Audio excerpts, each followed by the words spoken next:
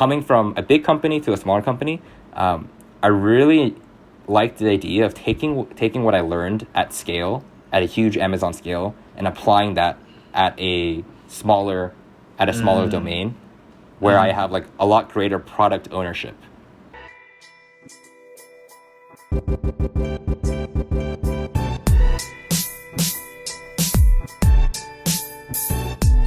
Hello everyone, welcome to the second episode of the Rippling Passion Podcast. Today we have with us brother Tim from Seattle. He went to the University of Johns Hopkins, and he worked at Amazon as a software engineer and now working at BartheDoor. But he's also a brother in Christ where we get to serve with each other, and I think we're on the prayer team together, right? Yeah. So such a blessing to be able to serve it with Tim and get to know Tim through that. So hello, Tim. Hey, what's up, Ceviche? Thanks for having me on. I'm really excited to be here. For sure, man. Yeah, so why don't you give us a little bit of an introduction for yourself? Yeah, of course. To start, I would say grew up here in Seattle. I know it's quite a big time difference between here and Cambodia. 5 p.m. right now, 8 a.m. over there. But Seattle, West Coast of the United States. After going through high school here, I attended, like you said, the Johns Hopkins University, which is in Baltimore, Maryland, pretty close to the nation's capital, actually, Washington, D.C. So it's on the East Coast. For any viewers who are interested in visiting the States or live in the States, of course, you know that East Coast, West Coast, totally different. And I would highly recommend, if you are visiting, try out both. You'll be surprised at, the different people you meet, the different kind of cultures you get to experience. And so I loved my time just living on the East Coast.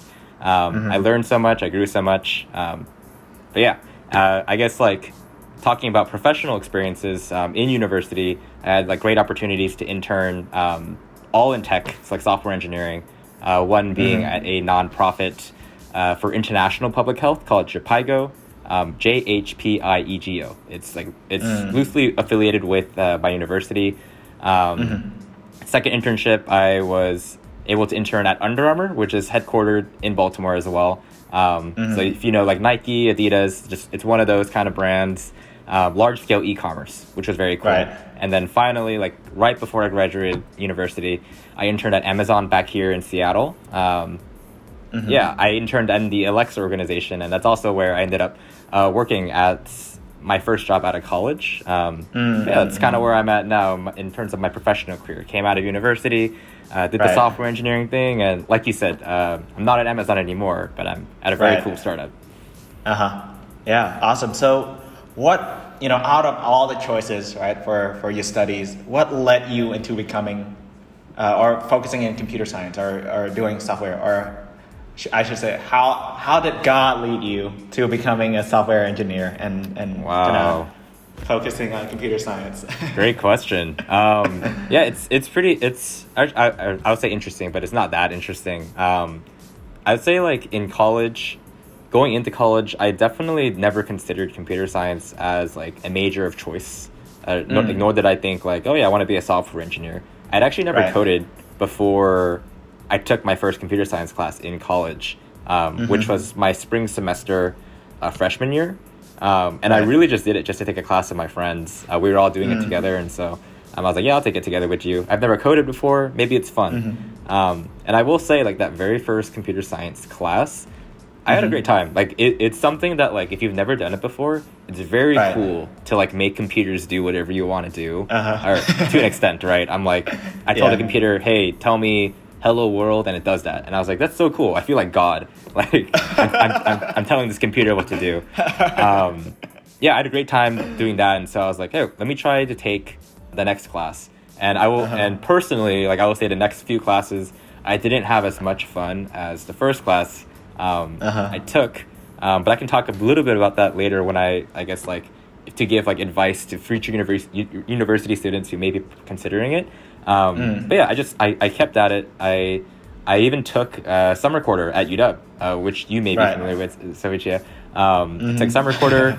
I did the class was actually in the business school building for computer science, actually. But anyways, Interesting. Did that. And I guess like it was just kind of like opportunistic for me to become a software engineer after university, as that was my major. But really, like in terms of like what it means nowadays, I genuinely see it as like not just me to make money or to me to like build products, but kind of like you said, why how did God lead me into this profession? Like I genuinely see it as like an opportunity, as just like, hey, God is like, Tim, I want you to be in this space so that you can be the salt and light for tech, for software engineering. And I see that as a really great privilege. I'm like, wow, like who then if not me? Like I have the relative like hard skills to be able to do this kind of engineering work. Someone has to do it, right? Someone has to be able to share God's heart, God's love for his people in that way. And so, it's a mix of opportunities that just like came out of university, but also like it's also my intention. I'm like, all right, like I see the assignment today, and God, like I will do it 100%. Yeah, I think that's very applicable to me too, in a way where I was like getting out of university and I was freaking out what to do, right? And I guess being in the business world and then seeing other people and really asking, wow, like, God, like if I want to surrender all parts of my life, right? Is this really the right thing for me to do, right? But then kind of just seeking out advices from I guess wiser people or older people. And they were saying how you could really use this platform, right, to share the good news of Jesus and also be good at what you're doing. So I thought that was a pretty cool message. Definitely, bro. You inspire me. I'm gonna share your podcast to everyone. I didn't even realize that your podcast or like this company, right, was like was kind of like faith based in a way, right? Like you were so candid about like, hey, how did God put you into computer science? And I didn't even realize that coming in. That's so awesome. Yeah. Yeah, I mean, if it's really who we are, right? So I just think it's a good idea to really put it out there and what really dictates our decision and yeah, just being authentic, right? It's the new way of marketing.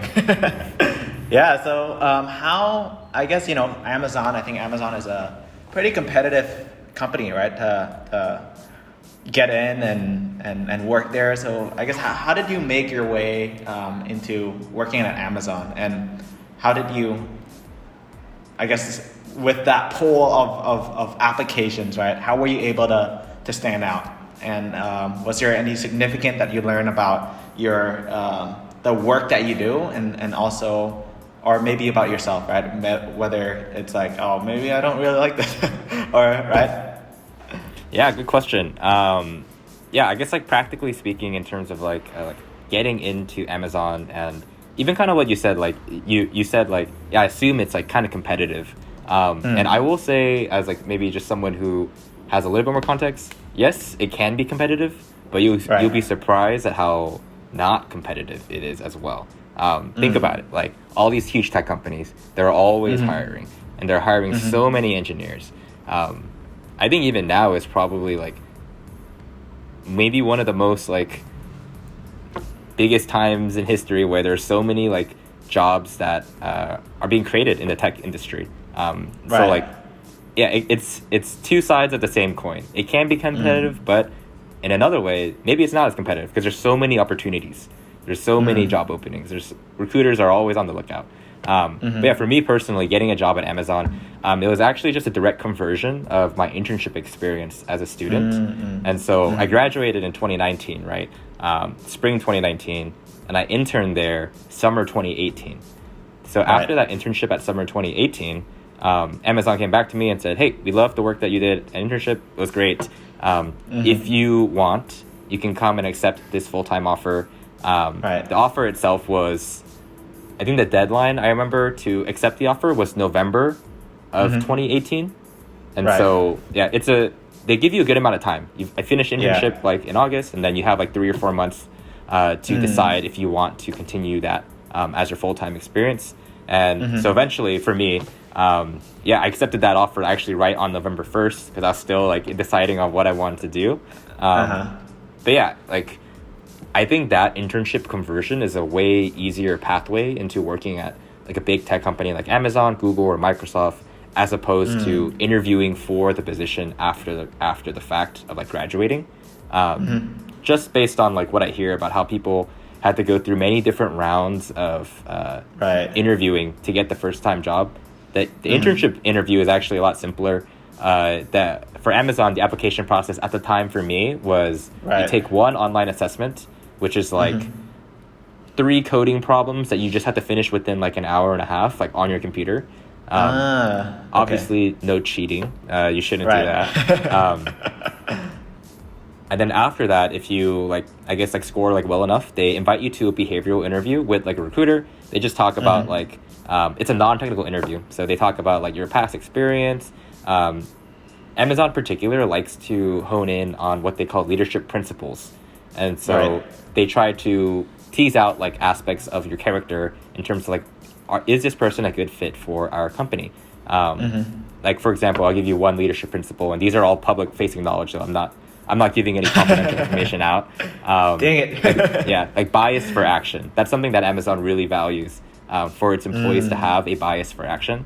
And so they try to ask questions. Bias for like action. That. Yeah. What does that mean? Bias for action. It's kind of like, here's a scenario. Maybe they'll ask like, hey, what's one time in your life where you saw something was wrong, where you saw a deficiency in a system, and what did you do about it? A bias for action would be like, oh, like I just fixed it. Like I did something to fix it. People without bias for action would be like, I guess I told my manager and had him be aware of it. So it's very much like a, hey, just do it kind of thing. Nike, just do it.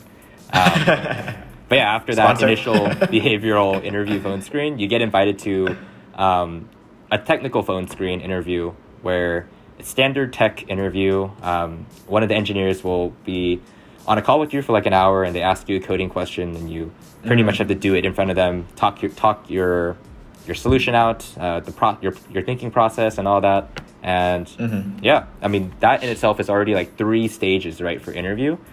If you like were applying as not an internship applicant, and you're applying for like just regular full-time after graduating college, I think there's probably like 1 or 2 more interviews in that whole process. Okay.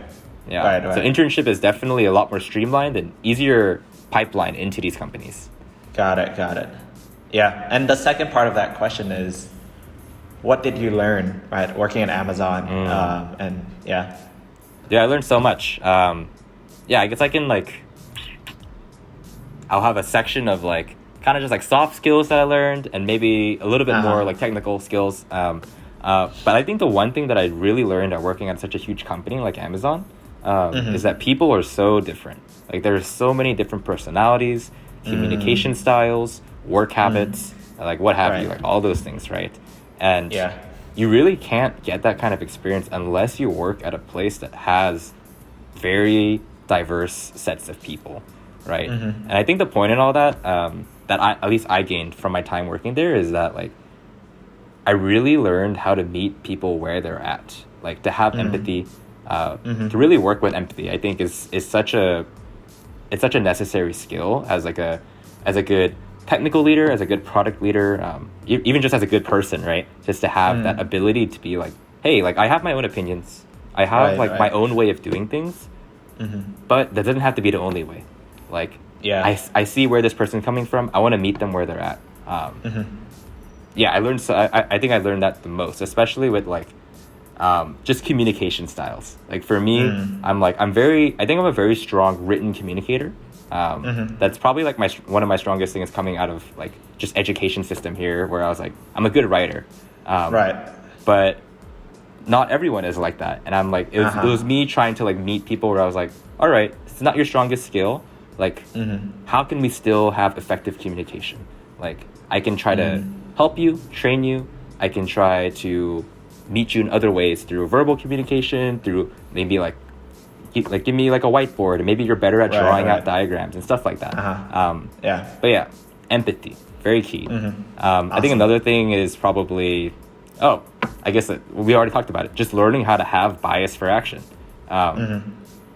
I think like as a new grad from any university going to your first job, maybe the atmosphere or like the way that you like carry yourself can often be like, oh, I don't want to step on anyone's toes. Like I don't want to impose myself. Like I'll be very careful kind of thing, not to do anything wrong. But that is kind of like limiting because like maybe like if you think that way, you won't really have bias for action. Like say like I found something wrong in our team's processes. If I was like trying to be cautious, I would just tell my manager, right? But a bias for action response would be, never mind. Like let me just fix it, get a proposal out, and then show my manager. I'm like, hey, this is way better, kind of thing.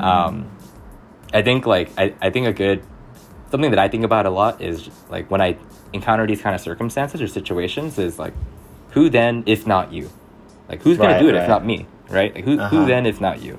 And I actually like think about that a lot in terms of even just like ministry, like the way that like say like my coworkers, even just like my family, my friends, like, hey, if I'm not praying for them, who is? And that's not to say no one's praying for them, but it's the heart of me being like, I want to have bias for action, not just in work, God, but I want to have bias for action in terms of your work, like your ministry, your heart. Yeah, even just like I guess at a more technical level in terms of like having bias for action, maybe like, is there like code that isn't written as well as it could be when I'm like coding something, right? Like I would say like don't just complain about it, like don't just like ignore it, just fix it while you're there, kind of thing. Like that is like great bias for action, and I love to see that in my engineers at my current company as well. Maybe like another like technical thing that I really value that I learned from Amazon is learning how to deliver products and applications at large scale, like without regressions. So like Amazon obviously is one of the biggest tech companies in the world, and almost like I would say like probably every service that like engineers over there work at, it touches like thousands, tens of thousands, millions of customers like every second, right? And that's not something that you can like get at like a very like low stage startup. You just don't have the amount of traffic. I really learned like how to like stress test all of our services across like the development stage, the like at Amazon it's like beta, gamma, product, prod. You know, you have to test in every stage before you deliver it to your customers. Stuff like defining your key performance indicators, KPIs. Maybe you're more familiar with that as a marketing business guy. Defining your metrics of like performance and analyzing them after the fact. It's like all these like these are probably a lot more like business data, business intelligence related things, but like it's so important for like all engineers to know like how to really measure success when it comes to your products and applications. That's something that like I look back like very fondly. I'm like, wow, I'm really glad I got to learn that at Amazon. Yeah, that's awesome. I think, so kind of going off of like your experience, right, as a software engineer, and I think it's also easy for whether like students or people considering this career path is, I mean, it is a pretty good paying job, and you know, so I guess what are the expectations and kind of go into like were there any lowlights? What should people expect when they go into this career path, right? Because you might see people doing coding, but it could be more, I don't know, more challenging than that, than you know, just, So what are the lowlights? Since we already talked about like kind of the highlights of the job, right? Yeah, great question. It's hard to narrow it down like at a general level because say like I would say like working at a big tech company like Amazon, Google, Microsoft, there are different lowlights compared to working at a startup or even just like working at like a design agency, like maybe like you are like building websites for clients and stuff like that. I would say in general though, maybe this is a general it's kind of a low light, but also just an expectation of being a software engineer. It takes grit to be a software engineer. So for example, like a lot of times you might be solving a problem, developing an application, and you run into a lot of bugs, like ambiguous bugs. You don't know where like these bugs are coming from. This happens all the time in software engineering. It really takes grit to like just keep on digging deeper until you find the root cause. If you don't have grit, you kind of just give up, and that is not a great software engineer. And oftentimes these bugs, like if it's like a really complex system, it could take a week 2 weeks to figure out like where what is happening, like where's this problem occurring, and it's also having the ability to be like, all right, I can't figure out the exact root cause right now, but what can I do to mitigate it right now? Like what can I do to make my life easier in terms of figuring out where this bug is? Because for example, like if you have a bug where you obviously cannot get the solution right now, like maybe a better way to go about doing it is deploy some new metrics to figure out like, oh, I wonder if it's this area of the code that is doing it. Stuff like that. And even like it takes a lot of grit to really like craft scalable, resilient systems, complex systems that like will last for decades, that will last for like thousands, millions, billions of customers. Because anyone can think of a novice solution and just get it out there. But what happens if you start getting billions of customers? Like, is that solution like still the best solution? Stuff like that. Yeah. But yeah, it's kind of a little light, but it's also just like, hey, the expectation is like, I think great software engineers are ones that have like a lot of grit. Awesome. Yeah. So why the transition to barn to door, right? Like from Amazon. And can you also tell us a little bit about your current company right now? Yeah, of course. I love my company. BartheDoor. It's a software as a service company. So similar to like think of like Shopify. Shopify is a software as a service company wherein like it's consumers, it's customers. They use Shopify to set up an e-commerce store for themselves. And so we're a vertical SaaS company, which means that we take that model and we apply it directly to a vertical like sector of the industry. Our industry is farmers. It's agriculture, right? And so what we do is pretty much we help farmers sell their products directly to their consumer without the need for like a middleman distributor. And what does that do for them? It means farmers can really control their own destiny. They get to keep more profits. They get to control the way that they manage their distribution workflows to their customers. And yeah, like I guess like other than the high level aspect of like providing farmers this e-commerce platform to sell their products, we also act as a all-in-one like business management solution. So for example, like think about like how does a farmer like keep track of all of their like recurring customer contacts? Like we keep track of that. How do they keep track of subscriptions? Like there are a lot of like farming and like produce. It's very seasonal based, right? So subscriptions are a huge aspect of the industry where consumers want to buy once and have it just recurring payments to receive their weekly eggs or their weekly box of vegetables. It's a huge aspect. And so and other than that, I guess like inventory management, like delivery management, stuff like that. And so we're very much a solution that like, hey, if you're a farmer and you want to sell online and you want to manage your farm as an actual profitable business, like of course you'd use BartheDoor. Like it's just the most effective way to do so. So are you guys like an ERP for farmers, or do you guys do inventory like enterprise? Kind of, yeah. It's probably not as fleshed out as like traditional ERP systems right now, but we are getting there, or at least we're building it out. But yeah, we have a lot of farmers already onboarded across like the United States, and obviously we're growing as a startup, and so yeah, just super excited to be here. I guess the lingering question is why transition from Amazon, like another e-commerce giant in Seattle, to this like smaller e-commerce giant.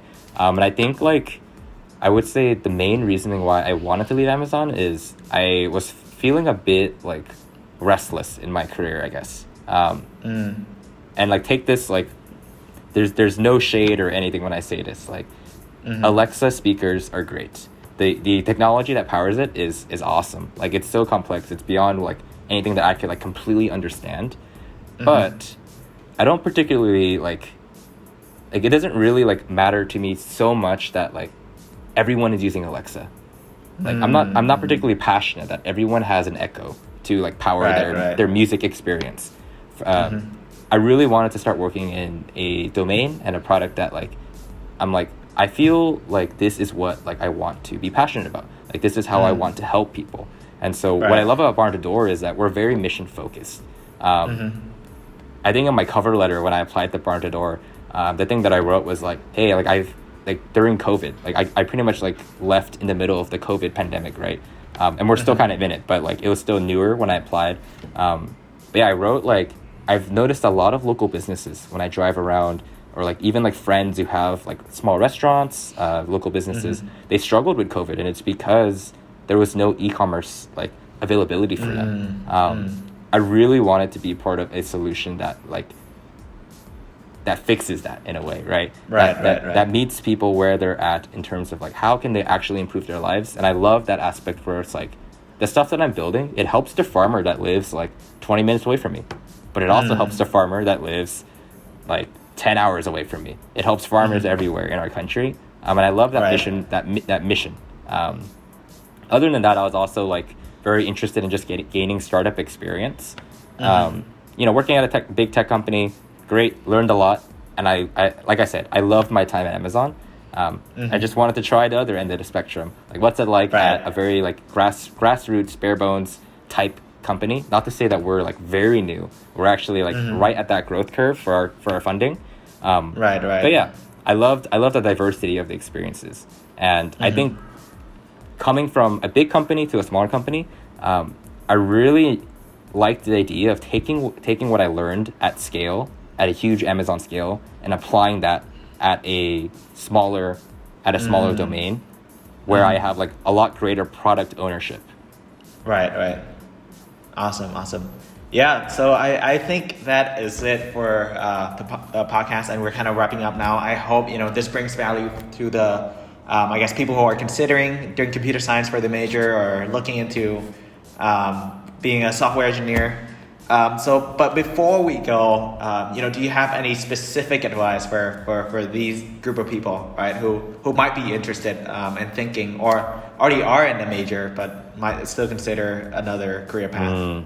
Good question. Quick tips. If you're just looking in to see us, hey, take a class, see how it is. It might seem hard in the beginning, but once you get over the initial learning curve, it becomes much easier. Kind of like, I don't play this game, but I know League of Legends, there's a big learning curve. But then evidently people love it once they get past it. Awesome. If you're already in computer science, I would say if industry is your goal, try to get as much like hands-on experience as you can through internships, part-time work. I would say personally, I learned so much more during my like professional work as opposed to what I learned in school. Other people may have different opinions. Take what I say with a grain of salt. But yeah, quick tips for you guys. All right. Well, thank you so much, Tim. Really appreciate your time and sharing your advice and your path. And also thank you everyone for just tuning in. We hope to see you in the next episode.